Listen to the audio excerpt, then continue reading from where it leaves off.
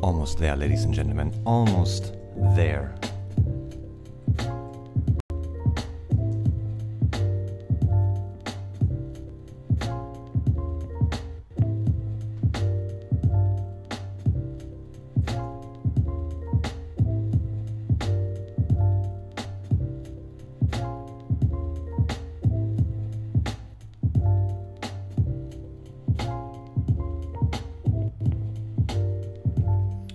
Alright, ladies and gentlemen, there we are. You are listening to the Surrounded by Details podcast with me, Steve-O. I'm your host and photographer in need. So whenever you need a photographer, give me smoking signals, give me a call, write me an email, type me a message, do whatever you need to do in order to get in touch with me. And I welcome you not only to the podcast, but also to the beautiful city of Bangkok, the city of angels, here in the main capital of Thailand, the land of smiles. And what are we gonna talk about today? Well, I guess nothing less than the Full Metal Dojo 14 event that took place yesterday evening. And I know it's late, and I know most of the people are probably still either partying or hangover, but I try to, make this podcast happen on a Sunday. So we are having a few guests lined up, including Javier, aka the 1.7 second massacre. We all know about that knockout. We're gonna talk about his victory yesterday. We're also gonna talk to Joe, the Florida boy, Ray, that is probably the easiest name I ever had to remember on the podcast, and Mark Abbott, who announced, surprisingly, without any further ado, introduction or whatever you call it, his retirement of the FMD cage. He said he's gonna go on to other things. We're gonna call him up quickly. That's probably gonna be around 9:40, and after that, maybe or maybe not, we will have the chance to talk to the man himself, Mr. Jon Nutt. And I want to know what the A stands for. Is that for Arthur, the movie that he was promoting in the cage yesterday, or what does it stand for? We don't know. But of course, the guy has been busy with arranging everything back and forth, so we are still not sure yet if he is still awake when we actually get to him, because you're gonna save the best to the end. So that's why we have Jon Nutt towards the end, and he still has to say goodbye to a few other fighters and arrange the transportation and all this kind of stuff that needs to be done. If you are listening live on YouTube, you can, of course, as always, let me know what you think. If you have any questions, we have a live chat available for you where you can type your questions, and we bring them up with whoever we talk to. Or if you want to know something else about MMA photography, which I doubt, because most people don't go to mixed martial arts events to take photos. There's only a handful, and if you're one of them, you can ask me any question about fight photography. If you have any questions about fighting, don't ask me, because the whole reason why I do the podcast is I need questions, I need answers to my questions myself. So I call up the people who actually have a little bit more knowledge about the beautiful art of mixed martial arts. Alright, so Javier is gonna join us 9 p.m. Bangkok time, GMT +7. After that, we're gonna talk to Joe Ray at around 9:25. He is still on a plane at the moment, making his way back to Phuket, to the Dirty South, as John referred to. That's actually one thing that I had to smile about a little bit, because it was mentioned at the FMD cage that they would like to do some or create some rivalries, and I would like that as well, because that is of course a bit more spectacular, not only for podcasting, also for photography, because there is more emotions involved if you fight against somebody you really dislike. But it seems to me that this is not really happening. I mean, there is drama going on in the south with all the different gyms. You have Phuket Top Team, you have Tiger Muay Thai, you have AKA Thailand, and many more.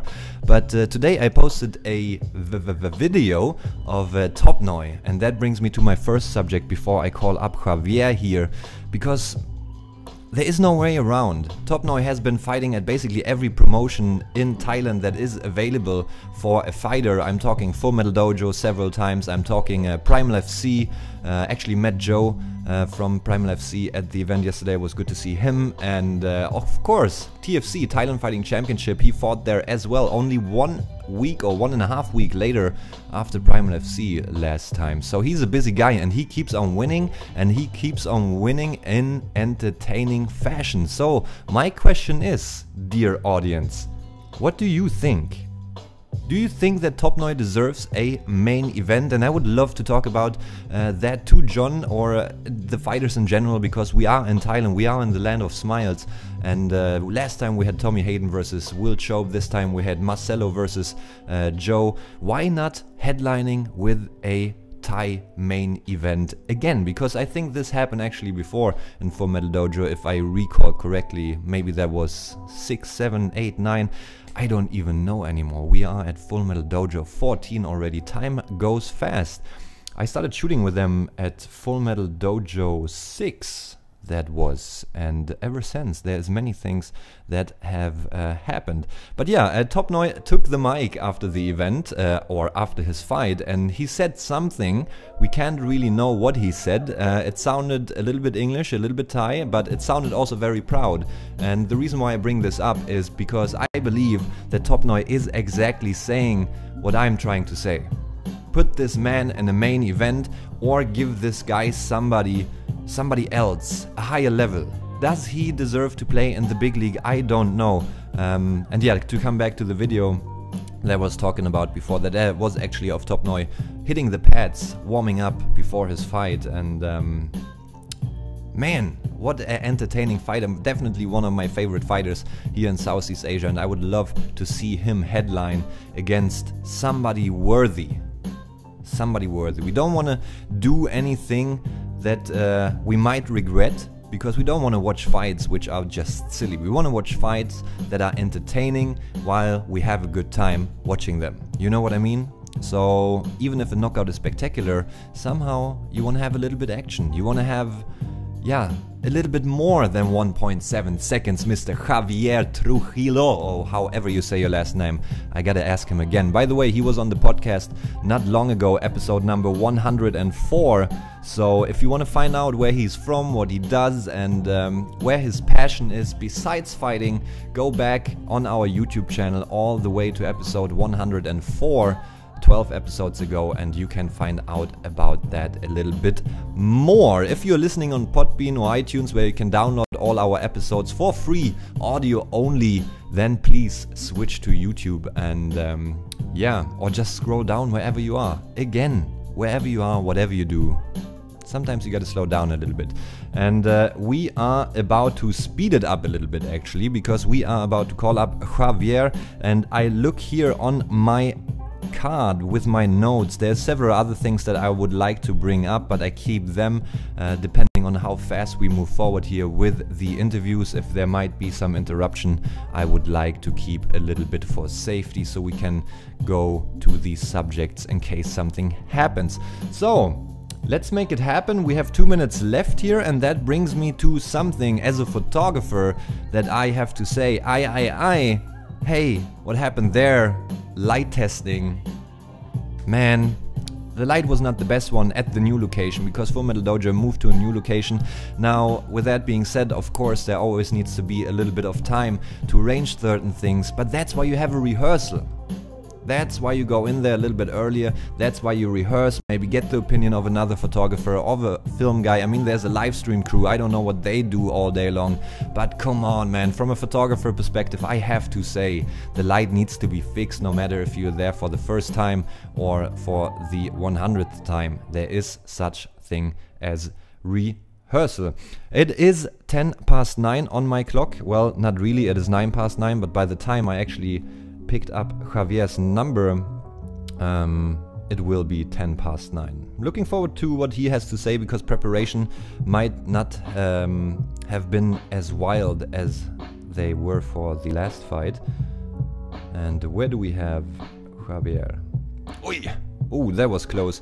My towel just fell down from the balcony. Almost.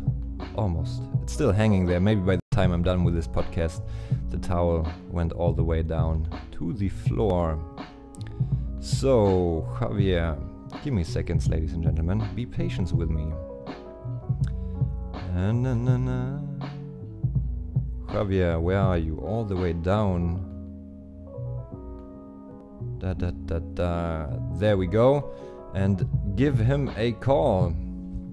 Turn down the music a little bit and turn up the volume of the phone.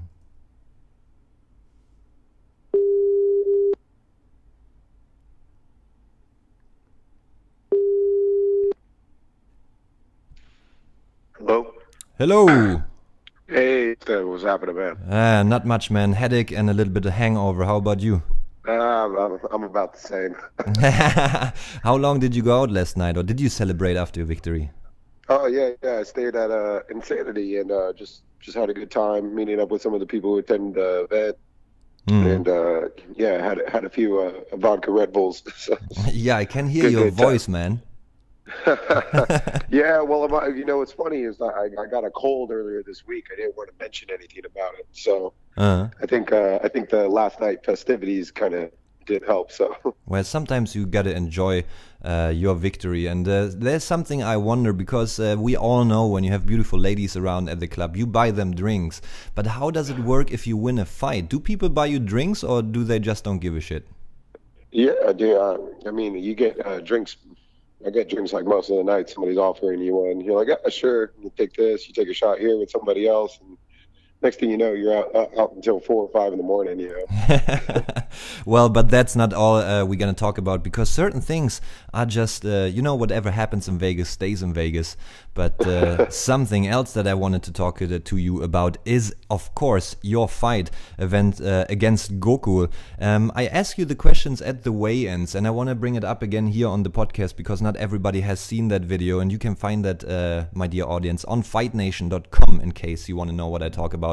But how different or less weird has your preparation been to this fight compared to your last fight? Well, like I said on the interview, it's like not having your opponent there, training at the same camp as you, staring across from you from the gym. Yeah, like I said, I didn't feel like it was anything weird. I'm just out there focused, man. I worked my game plan exactly how I thought it was going to go. I mean, Conor McGregor ain't the only mystic back around here. I told you he wasn't going to make it out of the first round, right? Yeah, you were looking very motivated in that interview, I can tell that. And I also want to say thank you, Javier, for actually making your fight last longer than 1.7 seconds. And yes, dear ladies and gentlemen, 1.7 seconds, because we count, or I counted, from the start to the actual impact of the fist in the face of his opponent, because after that he's TKO, everything else is just the reaction time of the referee. So 1.7 seconds. So thank you for that. But you again started very, very eager with the attempt of actually making it faster than the last time. Was that a plan, or just something you felt for when you heard the bell go off? Yeah, man. Once the bell goes off, I'm ready. Like I told you, I want to put my hands on them. I'm there to hurt somebody. Of course, it's going to try and knock somebody out if I can. But just keeping that, it's a fight, man. It's a fight. I'm going to go out there and I'm going to try and do what I can do to smith this man or knock him out. But you didn't really have a stand-up game there. It went pretty fast to the ground. Now, did you do that on purpose? Because Asian, sorry, hashtag no racist, but they're not very known for grappling. Was that part of your tactic? No, I thought his biggest chance would have been to try and strike with me, maybe getting a lucky punch or something like that. I didn't think he would shoot in on me. Obviously, sprawled out, got an underhook, and being able to turn him around and get on top pretty quickly. No, the guy was fancies himself as a jiu-jitsu player, so I really wanted to test his jiu-jitsu skills. Okay, interesting. Because he was in a very defending position there, and for somebody like me who learned about MMA and thought grappling is quite boring, you realize that even if you're in a defending position, you can actually go and take over the fight. So you have to be on your alert all the time, and that brings me to your next question. Because if you have to be alerted at all time, you kind of want to focus. But at some point, I don't know if the audience heard it or if somebody paid attention to it, but somehow Surrounded by Details pays attention to the details. But you told your corner to shut up. What exactly happened? Nothing. It's just I was trying to take his back, and I had a few options. I was thinking of going as either I can just keep riding him out and set up this rear naked choke. I mean, eventually after the elbows to the shoulders and this and that, I'm just trying to think. I'm trying to be in the moment. Mm-hmm. And before the fight, Tommy is like, well, you should just try and get like the craziest submission that you possibly can. So he's like yelling at moves, and I'm trying to cycle in my head. I'm trying to focus. So I was like, dude, just give me a minute. So I just had to yell it out, dude, just shut up. Hold on.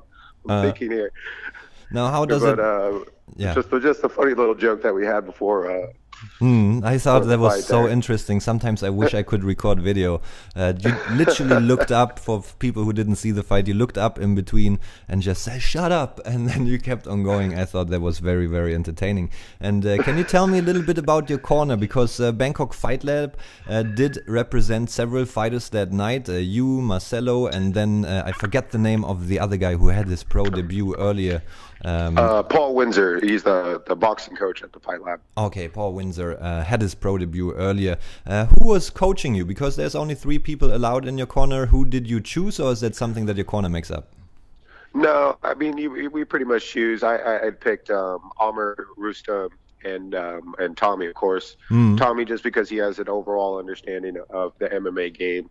Yeah. And he's loud, so I can hear him all the time. Rustam's there, obviously, to mention anything for wrestling techniques. Then I have Amr there that's really good at striking. So yeah, I just kind of pick everybody who has like a certain specialty. Now, how important is it to have somebody in your corner that you hear? Because compared to other promotions, this FMD promotion is in the middle of the club. So there's a lot of screaming going on, a lot of drunk people. How much can you actually hear? I can actually hear Tommy quite well. You can tell.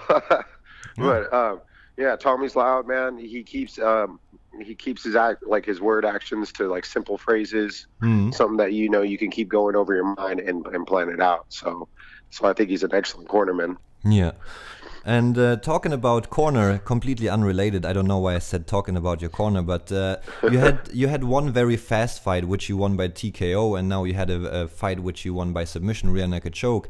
How important is it for you to keep the mix, or do you care at all how you finish? Because some people, they are known for always finishing with with grappling, rear naked chokes, and some people are just known for TKOs because of reputation or whatever reason. How important is that mix for you? It's greatly important. This is mixed martial arts, man. I don't want to tie myself down to one discipline or one type of style. I'm still growing. I'm still young. I probably have another 5 or 6 years in the sport. I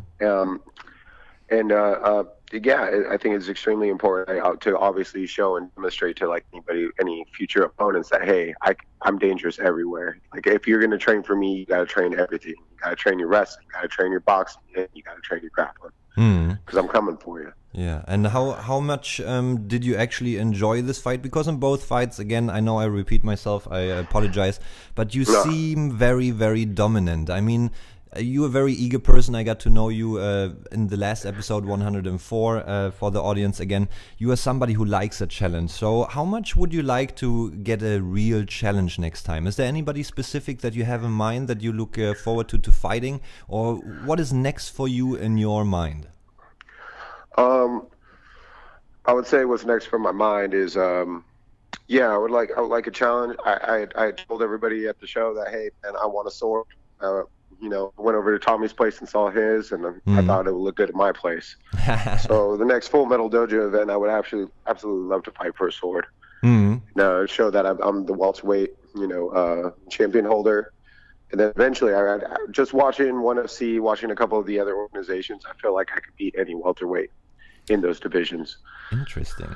But where do you base that on? Because you always hear that with fighters, you know? Everybody seems kind of have to say that in order to keep it up. Well, I mean, how can you say something like this with a 1.7-second knockout about somebody that was not your class and now again grappling against somebody? I mean, how can you, where can you see your challenges, your real level? I mean, is that even possible to discover if you don't have the right challengers for that? Yeah, I've been challenged my whole career, man. I mean, like I said, this is my 8th year training in mixed martial arts. Like I told you in that interview, when that kid was stringing over a violin, man, I was fighting. I was fighting. When he was learning how to play Mary Had a Little Lamb, dog, I was fighting grown men. Yeah. You know, I was already fighting with high level pro MMA athletes. Yeah, that was probably probably the best comment ever made on a video in Asian MMA. People laughed at that and commented. I enjoyed that a lot. I didn't get it actually when I asked you about that, because I was so focused on holding the camera and asking the questions, because these were not my own questions. They came from Fight Nation. That afterwards when I saw the video, I was like, shit, I completely missed that. But it was good too, because otherwise I would have started laughing. Javier, last question here before I let you go, because we're gonna make this a quick one with everybody. It's late on a Sunday night here in Bangkok, and I don't want you to drop your voice halfway through the interview. Oh, no problem. Old Insanity nightclub, new Insanity nightclub, what do you prefer? Why? Give us your thoughts about the new location and FMD 14 summaries, please. I would say that the difference between the old location and the new location is I felt like the old location made you feel like you were in like real life Kumite. Like this was some really underground. You're doing it in a back alley. You're warming up, you know. It's a little bit grittier, you know, it's a little bit older. And then now compared to this new one, actually, I felt like how the whole FMD crew ran it, it just seemed a lot more like a professional, like promotion. The venue itself just seemed extremely clean, and I felt like was a really good venue for having the cage in the event. You know, I had a complete blast, man. I thought it was an excellent show. But are you going to miss that old Kumite flavor there a little bit, or are you looking forward to the new one? Man, I mean, of course, I'm always going to be nostalgic. I love that stuff, you know. I'm glad to have been a part of that history of FMD, but, you know, I'm happy to be part of this new one. I think there's going to be a lot of great things that are going to come out of this. Yeah, I think people often forget that the past kind of forms the future, and that is what we should look forward to the most, to a new or the next one for you, Javier. I can't wait to see when that happens. You know if that's going to be in 2017, or do you have to wait all the way to 2018? I hope not. No. I mean, like, dude, I'm healthy. I'm strong. Heck, I'll take a fight next week if I can, you know, so. So if the opportunity's here in 2017, this is my year, man. I've already made a pretty strong run. I continue to push through. You know, I'm not going to stop until about November, and I'll probably take a month or two for a break just to rest up. Looking forward, man. Looking forward. Javier, thank you so much for coming online or on the show. Where can the people follow you? Because you have some exciting fights to follow, that's for sure. We can find you on Facebook. We can find you on Instagram, I believe. What's your name on Instagram? Yeah. My Instagram account is javiertrujillo.mma. And for the people who couldn't hear that because your voice is not the best, yes. I will put that in the description as well, Facebook and Instagram, for everybody who is interested in following you. Ladies and gentlemen, Javier Trujillo, thank you so much. Yeah, man, thank you. See you soon. Cheers, man. Kaboom, and there we go. That was Javier. He's definitely one of the kindest guests I had on the show, because if you switch time or whatever adjustments you have to do in a podcast sometimes, he just doesn't seem to care and says, fuck it, we do it an hour earlier, we do it an hour later, whenever, wherever. That is, he handles his podcast basically like his fights, just they last a little bit longer. Next up, we're gonna talk to Joe, the Florida boy Ray. Now, I haven't I didn't podcast with Joe any time before this, so this is the very first time. I'm looking forward to if it's gonna go as smooth as the first interview here, but I guess we won't know if we don't try. The reason why we moved the podcast a little bit later is because he actually caught his flight from Bangkok all the way to Phuket, so let's hope that he is off his plane. And I I spilled a little bit of water here because I need to cure my headache, and the best way to do that is, of course, to drink water. There's probably some other recipes too. Kombucha, by the way. Shout out to Sanctuary Kombucha on that behalf. Sanctuary Natural Farm. If you want to drink healthy, if you want to drink good kombucha, make sure to check them out on Facebook. They are definitely worth it. And yeah, not that I have to, but just because I want to. Insanity Nightclub is gonna have its proper opening August 18th/19th/ I'm not really sure, but somewhere around there. Make sure to check them out on social media as well. Boom. Mr. Joe.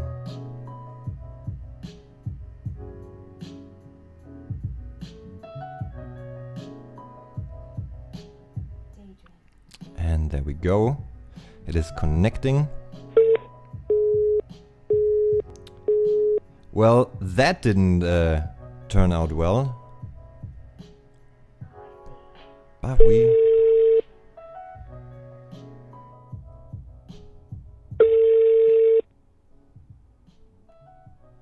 It's calling.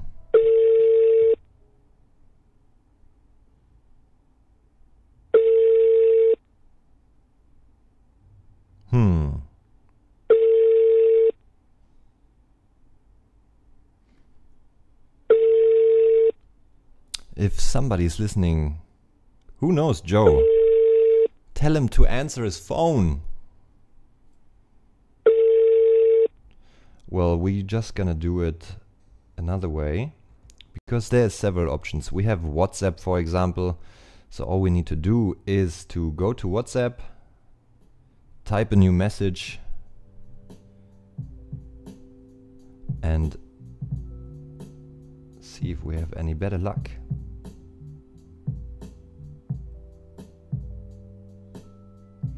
If you went to Full Metal Dojo 14 yesterday, by the way, let me know what you think about the new location.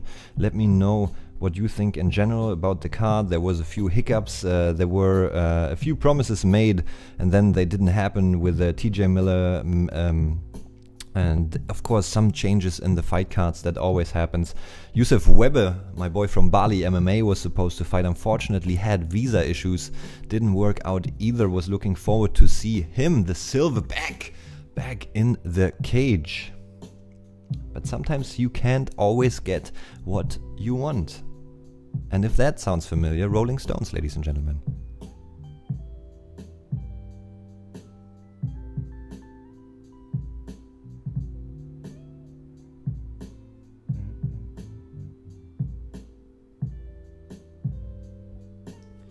So, this is gonna be a little bit more complicated.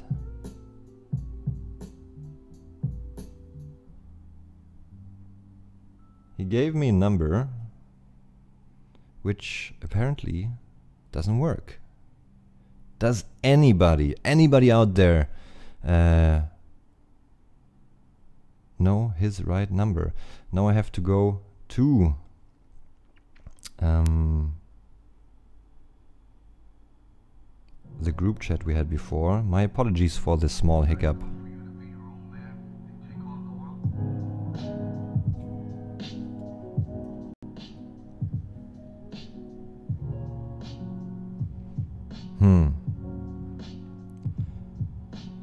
Da, da, da.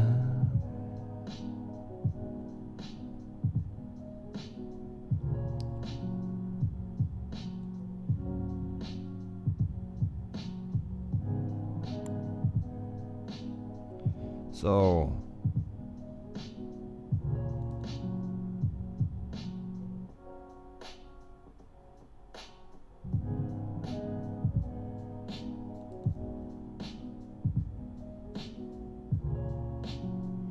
let's give it another try. I guess that is all we can do. Otherwise, we might just give it a try and call Jon Nutt, because it is earlier than...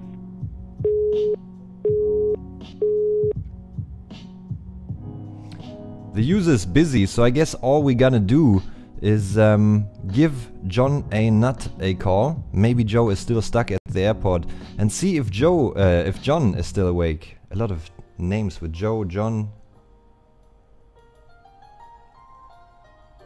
Wow. Loungy, cheesy jazz music. Oh, interesting podcast.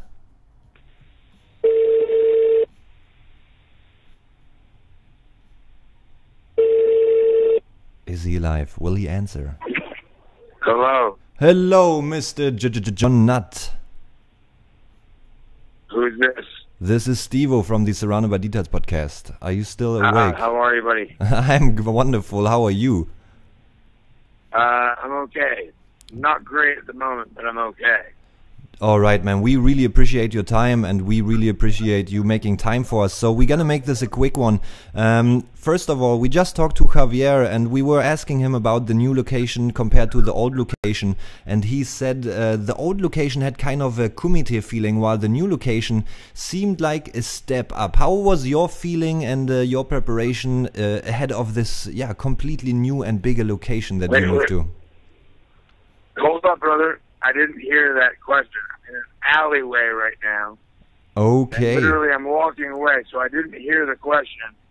Are we rocking the podcast right now? I'm not afraid to do that. I'm okay with it, but I did not hear the question. Okay, we are actually live, and my question was, how is your view on old location versus new location?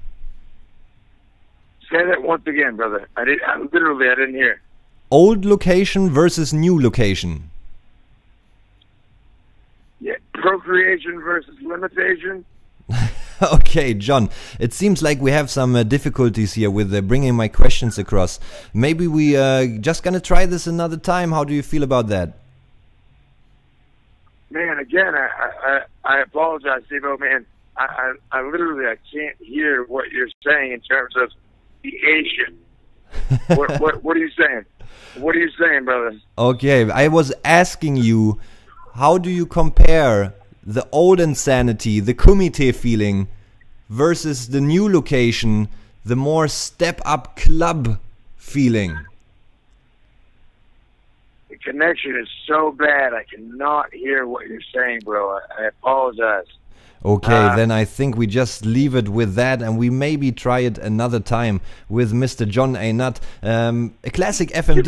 Give me another question. I'm down for another question. If you can't hear the question. Leave the limitations. Okay. Yeah, basically, what happened to TJ Miller, Mayhem Miller?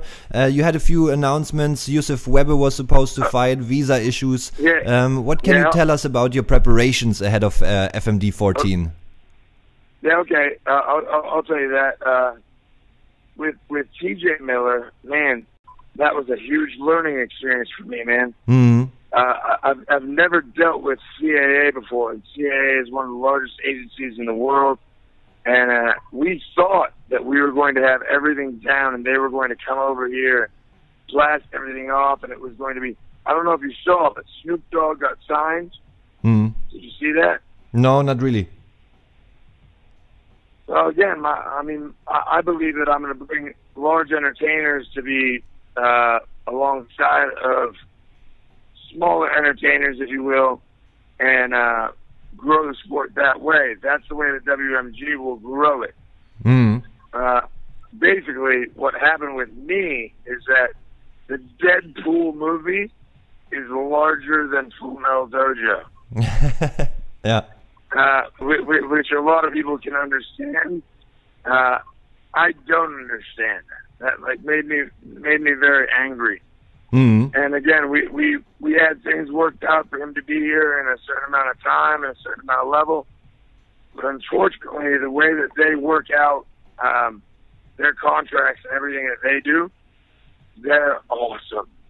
Mm-hmm. They are awesome. And yeah, even though I thought everything was down to the last dotting the T's and crossing the I's, it didn't work out for me. Well, so it was a very good learning experience. Yeah, but as you say, it is a learning experience, and I think you handled it very well. You covered up with replacements, and the event went down just fine. Can you give us a short summary about Full Metal Dojo 14? What are you most proud of, and what could have worked better? Well, in terms of what I'm most proud of, the fight card was awesome. I thought a lot of the fight card went over very, very well. That little frog versus Lang Lang fight, that girls fight, I thought that was awesome. That is actually my fight of the night.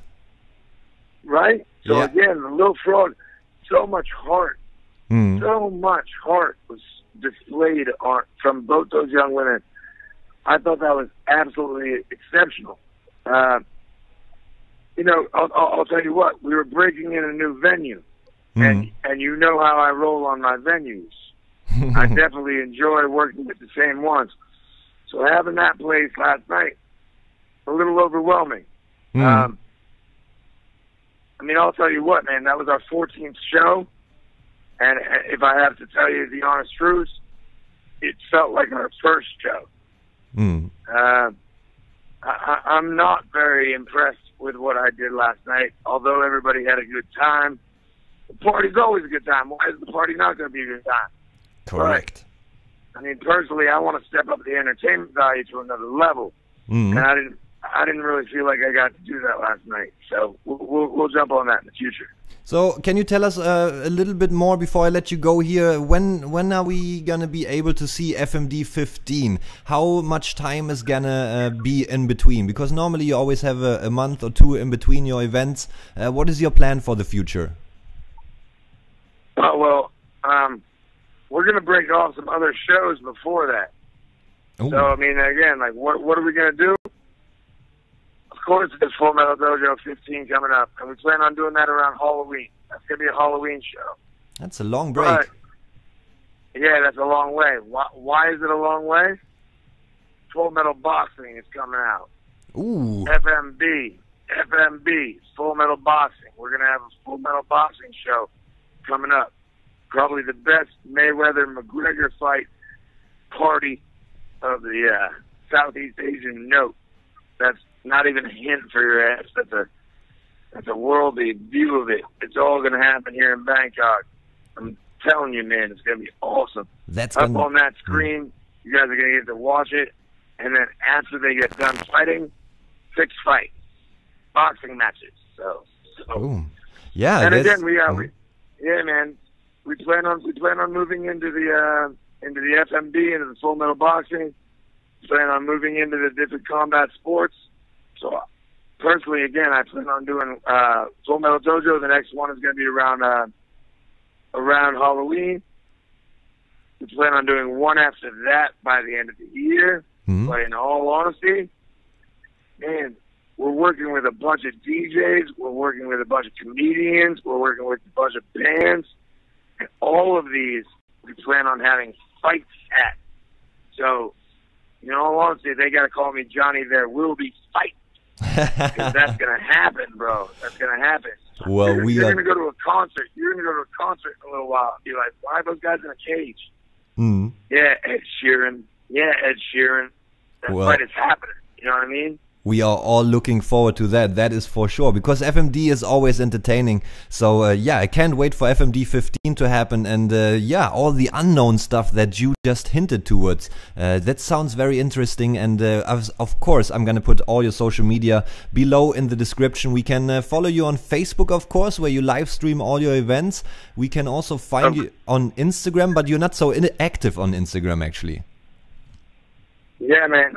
Well, that's the other plan for us. I mean, again, Steve-O, you and I know each other very well, and you know that I'm a very small organization. It's a very startup company compared to the other big boys that we both work with. And I'm not intimidated by anything that everything is coming out with. But man, I have. Whereas other people have too many spoons in the pot, we have too few. So, in all honesty, I plan on slowing down. Yeah, baby steps. Getting everybody together, and I plan on making magic happen from that angle. Well, FMD is always magic, ladies and gentlemen. And with that being said, thank you so much for your time. I know it's late. Everybody seems to drop their voice at this moment. Javier, the same as you. So I'm going to let you go. And I'm going to talk to Mark Abbott next. Jon, thank you so much for joining us and telling us your thoughts about the past event and what is about to hit Bangkok. Jon Nutt, ladies and gentlemen. Salute to you, brother. Salute. And we'll chat soon. Chat Have soon. a great evening. You too. Salute. And there we go. Life is tough as a organizer, ladies and gentlemen. And we're gonna move on to the next one. But that is not so easy with all that information now in my head that Jon just mentioned. There's more FMD events coming up, of course, FMD 15. The connection was a little bit bad. And then there is a few different new events coming up. I need to stretch my legs here a little bit because I'm a tall dude and sometimes you need to stretch.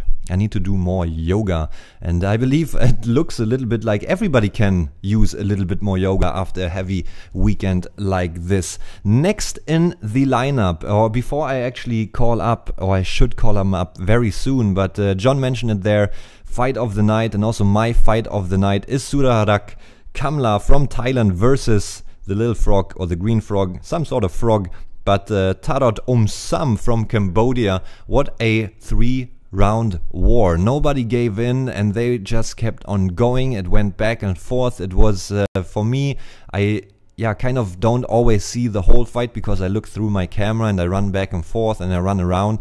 But it looked like a very close fight, so it could have gone either way. And damn, the ladies took, in my opinion, the fight of the night. If you witnessed Full Metal Dojo yourself, let me know what your fight of the night was. In my opinion, that is my fight of the night. If you don't agree, I don't really care because it's an opinion question. And opinions are different from person to person. And so are conversations. So we're gonna move on to the next one, to Mr. Mark Abbott. And then we're gonna try Joe Ray again. See if he came off his plane. Sometimes you gotta be a dick and you need to keep on pushing. We're gonna give Mark Abbott a call here and see what he has to say, where he is. I know he was busy as well all day. Did he make his way home? Hello. Hello, Mr. Mark Abbott. Hey, how you doing, bro? I'm doing fine. How are you doing? How's your voice? Yeah, it's fine. I was didn't get a lot of sleep over the last couple of days, so yeah, it's good though. It's interesting because I've been calling up Javier. He lost his voice. We just talked to Jon. He lost his voice. You sound the best as far. You get the voice of the day award so far. Where you at? You still on the road? Yeah, I'm on the road. I'm heading back into Bangkok now. So I got home, went to bed at about 2 in the morning, and then I had to wake up at 3 to meet a film crew at 4 o'clock in the morning, and then leave to go to Nakhon Nayok province. And we've been been in a military base all day filming a reality TV show, so pretty tough. Wow, you are a busy man, and we're actually going to talk shortly about that in a short while. But first question first, because this is the most obvious one. Old Insanity versus New Insanity. Give us your thoughts on the new location of FMD 14. Love everything about it. Much prefer the new location. The old location, there was one cool thing about it. There was that bar area in the front, like that beer garden area. You could sit and chill out at. But everything else about the new venue is better. It's bigger. The lighting is amazing, which is not only better for the fighters, it's also better for the photographers. Yeah, definitely. The whole venue's bigger. We can get more people in there, and more people means better ticket sales, means more money, which is always good. More money means we get better fight. More fighters. Fighters get more money, and everyone's happy. So, yeah, I love the new venue. So let's come to the point, because new venues had better fighters and bigger cards and development. You surprisingly, out of nowhere, announced your retirement as the co-host of Full Metal Dojo, your retirement of the cage. What can you tell us about that? Why did you decide to take that step? Well, it was something that's been sort of coming for a while right now. I don't really have the time to put into, you got to really go and learn the fighters, things like that. I don't really have the time to do that. But the main thing is, to be very honest with you, my job's a little bit redundant. Just call it what it is. We have 2 announcers in the cage, double announcing the fighters. Now, that was good initially for certain editing purposes and whatnot.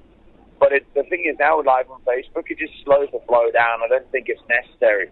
Because really, if you think about it, all the fans, all the Thai fans who are watching the fights they don't actually need to have the introductions done in Thai.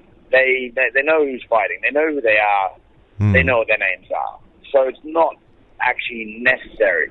What is actually much more necessary is getting decent commentary in Thai that is now where we're able to help Thai people understand, because it's a relatively new sport over here, to help them understand what's going on when the fighters are fighting. And from an educational standpoint, that makes much more sense to move into that side of things.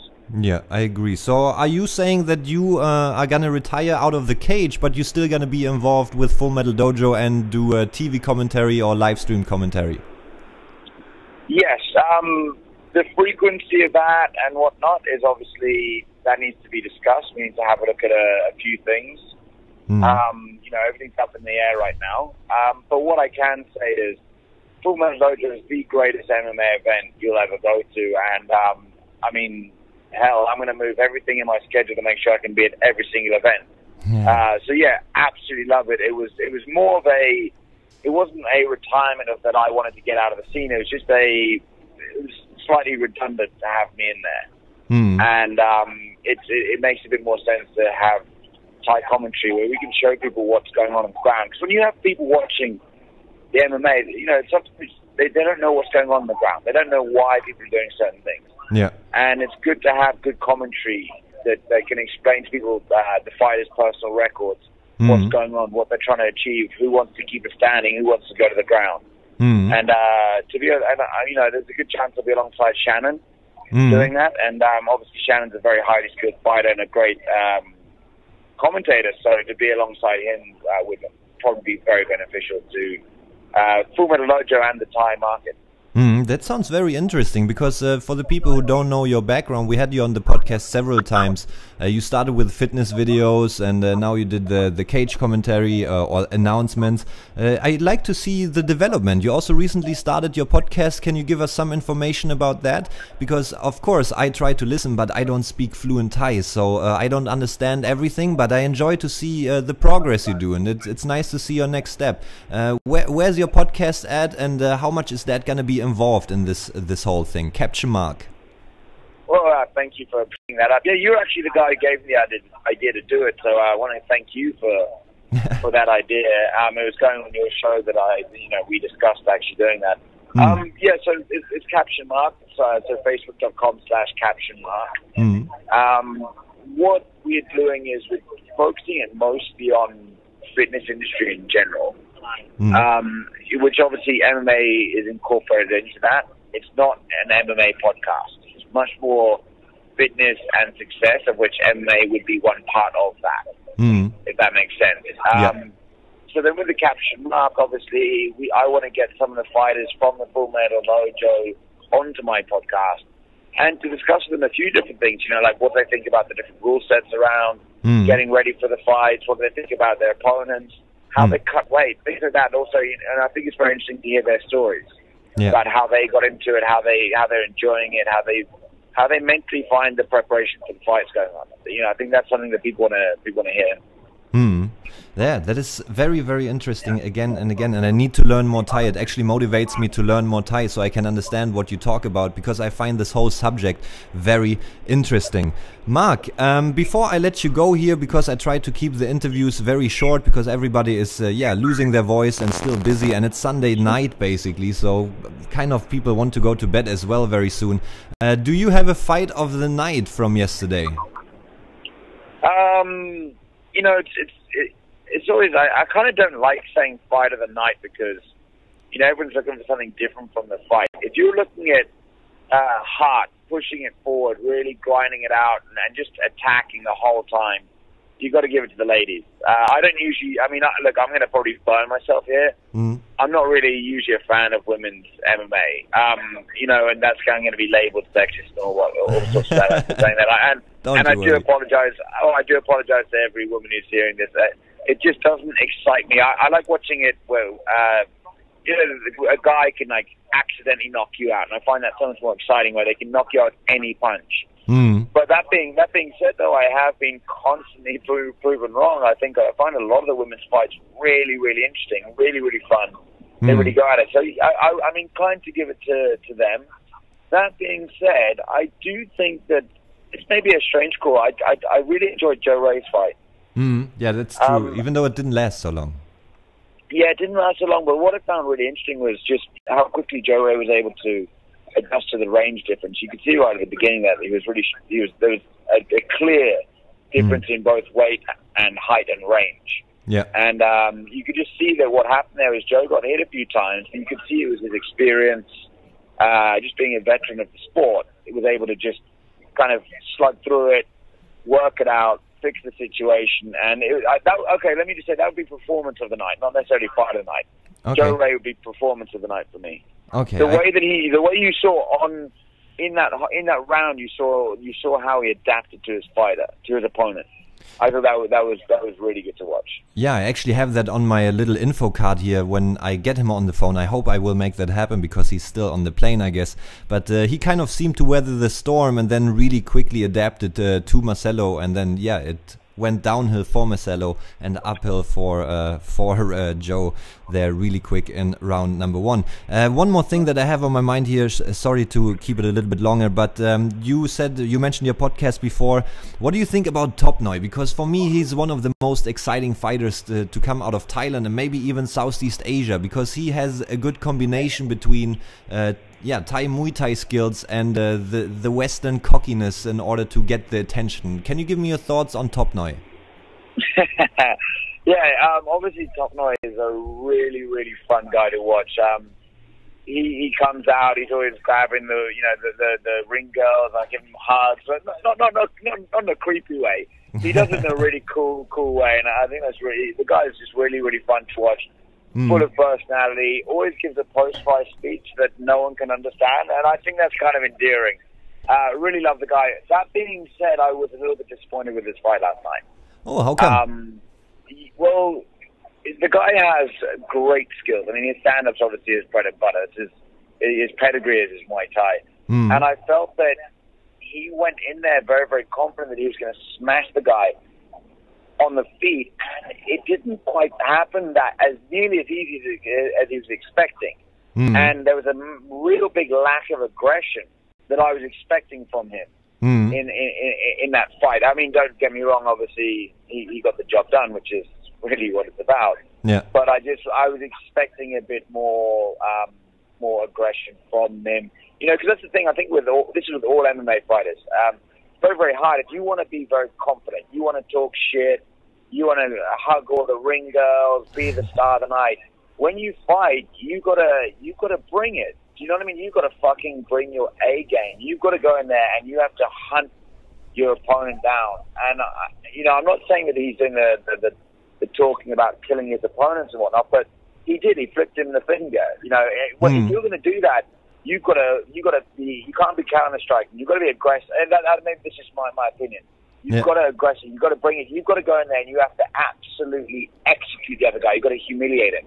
Yeah. And I just felt that once he got the job done, I just felt that maybe there's a slight lack of aggression because he underestimated his opponent's skill set. Yeah, his opponent had definitely more heart than he expected, I believe, definitely. Yes, for sure. You could see that within the first 30 seconds. He was like, oh, shit, didn't expect that. Yeah, and I even heard that from the commentary section, from the live stream. They were surprised as well that he was not just standing in there. He was actually going for it. He had his moments as well, and that made this fight really interesting. And I think that caught Top Noi a little bit on surprise. But as you say, he got the job done. Kick to the arm. That is a good thing, though. It's a good thing to see these guys go through that. These are the fights that if you go through the same fight, you don't grow as a fighter. It's going through these situations where you underestimate someone, and then you have to adjust your fighting technique. You go into another fight, and then you have all these different things that you stumble across, that you bump into, that grow you as a fighter. So I think this is only a good thing for him.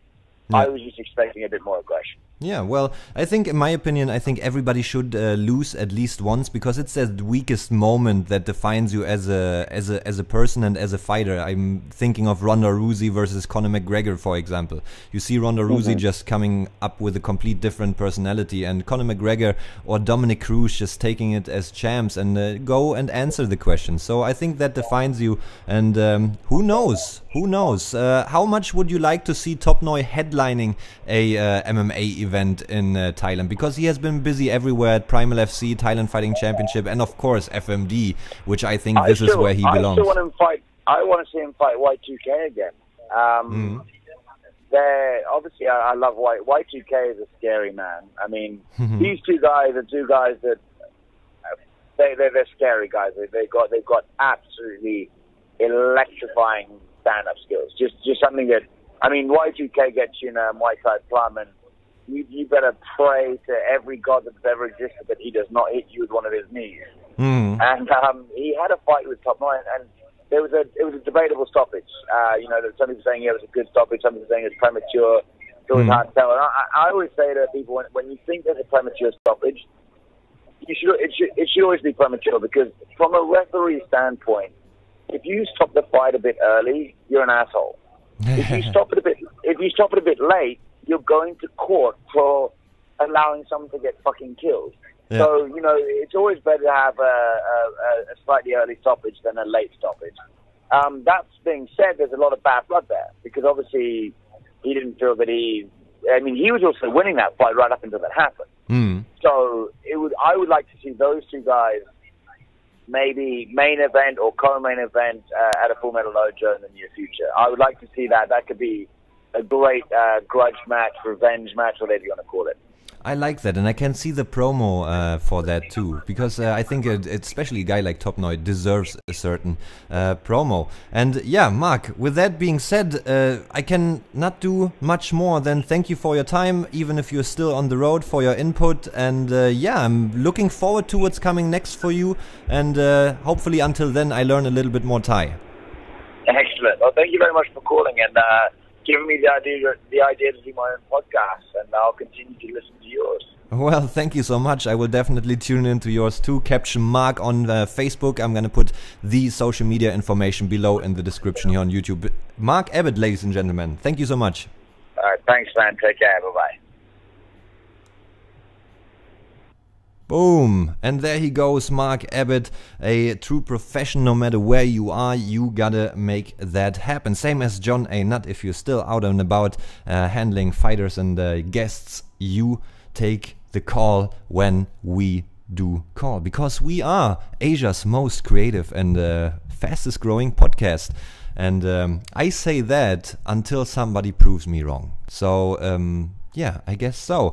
What is there left to say? I just mentioned something to Mark here, which I wanted to talk about really quick. Basically, just give you guys my thoughts on that. And that were the live videos. That is something that I really started to enjoy. We saw that the first time.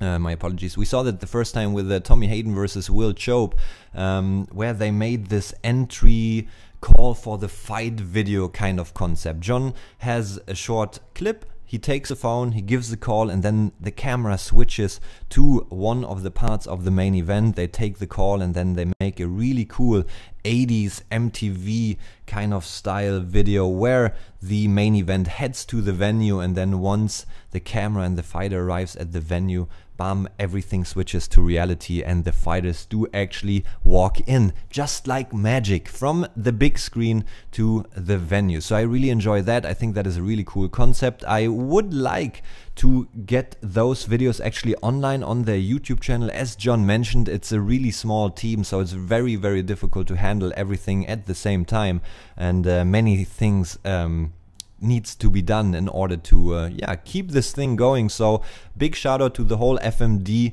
crew. Of course, there's always hiccups. It's a classic FMD event. You don't know really what to expect except for one thing, and that is great entertainment. That is what you always get with FMD, one way or the other. There might be switches in the fight card or whatever, but things are gonna be fun. And with that being mentioned now, ladies and gentlemen, I'm gonna try to give Joe Ray another call, because we need to speak to him, because he took the W at the main event versus Marcelo, and it would be nice to hear what he has to say, because as we just heard from Mark Abbott, and I totally agree with it. The beginning kind of seemed to go in Marcelo's direction. Marcelo very very straightforward, and Joe kind of weathered the storm. So let's see if we can get him on the call. On the phone. Hashtag not a native English speakers, ladies and gentlemen. But it is surprising that many, basically everybody, I forgot to ask Javier, but that would have been a little bit weird because he is a fighter himself, what his opinion is about fight of the night. But the ladies took it from the guys. I really enjoy that. Here we go. We're gonna give it another try to call Joe. Hopefully. Because something had... User busy, of course. Gonna try it again. Gonna be a pain in the ass.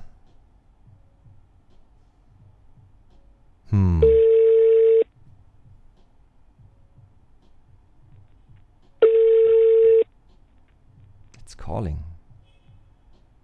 All we need now is somebody to answer the phone.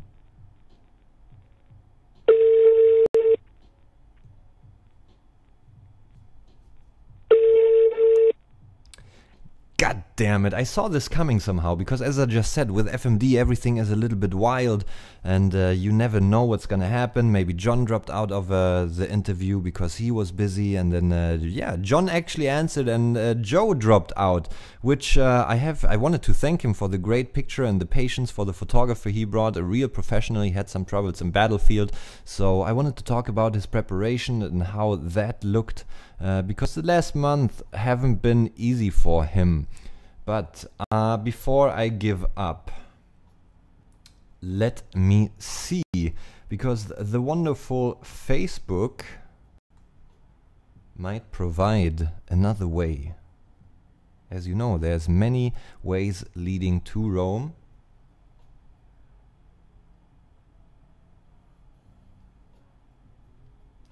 Well, it doesn't look like it, and with that becoming reality, we have to realize that this FMD recap podcast is slowly coming to an end. But before I actually finish up here, I want to make a short announcement, which I always say I shouldn't do, but then I do it anyway, and then I get proven wrong, because just as in mixed martial arts events or in events in general, there are things changing, but I like to put it out there in order to put a little bit more pressure on myself and maybe get the input of my audience, because I always ask you guys, give me your thoughts, let me know what you think, let me know what you like, what you don't like, because that is the only way that we can improve this podcast even more. First of all, a big shout out to all you guys who are listening. We have once again broken our record on iTunes and basically several other platforms. I really enjoy that. We gonna bring back a more regular MMA related episode each week. I hope that it's gonna be the phone companion. That is something that I started with my buddy Anthony Floyd Brady, and then the last one, the wildest one of them all, we did with the guys from Kumite Radio, George Hickman, MMA head coach Ed, Tiger Muay Thai, and John from Korea. We're gonna do that a little bit more, and I actually want to take it to the next step and want to make a live event out of that podcast. So we are planning a big live event, or big podcast live event. How exactly that is gonna go down, I don't know. We are in the talks with a few people who are interested in supporting us, so looking forward to that. And next week, what is on the menu next week? I heard the rumor that we have Myanmar's first world champion coming on the podcast. Aung La Nang Sang shook the world against Vitaly Bigdash on Friday, one night before Full Metal Dojo. That was a big surprise for many, I think, and it was a great fight. I didn't catch everything of it, but what I did see was really entertaining, really surprising, and I'm looking forward to talk to Aung La, hopefully tomorrow, if not maybe the day after that. And there's many other guests that we are looking forward to next week. Not everybody has confirmed yet, but another person that has confirmed, B-Boy Hard Solo, the second part from the legendary Flomo crew, Finland. We go from MMA, from mixed martial arts, to b-boying, breaking, because as some of you out there might know, I have a huge background. This is basically where I come from, where I learned a lot in photography and where I learned a lot about humanity and the beautiful art of making music and dancing to it once in a while. And we don't talk the gay kind of dancing. We talk the cool kind of dancing. You know, you're in the club and you just throw down. That was probably the stupidest thing I could say. However, ladies and gentlemen, thank you so much for tuning in. We have a packed schedule coming up for you next week. Surrounded by Details podcast is what you have been listening to. My name is Stevo, and please don't forget to give us your opinion, to subscribe. You can find us on Podbean and iTunes and SoundCloud and Stitcher. All you have to do is to look for Surrounded by Details podcast, and if you're not there, you can go to Facebook, where you can look for Steve Bonhage Photography / Surrounded by Details podcast, or Instagram steve.bonhage, and Steve as always without a E and at the end. And if you are not into all this kind of stuff, then just go on the World Wide Web one more time and look for www.stevebonhage.com, STEVBONHAGE.com, where you can find Asia's finest fight photography, if not the world's, if not the universe, finest fight photography. And tomorrow, of course, Monday, will also be the day where I will be dropping the FMD Full Metal Dojo 14 album. And by album, I don't mean lyrics or music, I actually mean photographs. I'm looking forward to that. Again, let me know your opinion. I hope you have a wonderful Sunday evening, whatever is left of it. For everybody who has their voice left, go out, have a smile, and talk to some people, because I believe people do that way too little. A conversation can be fun. It doesn't matter if it goes the way you want to or not. In this case, it didn't work out with Joe Ray. My apologies. Maybe we get him back in the near future. That's it for me. Surrounded by Details podcast. My name is Stevo. Have a good time. See ya.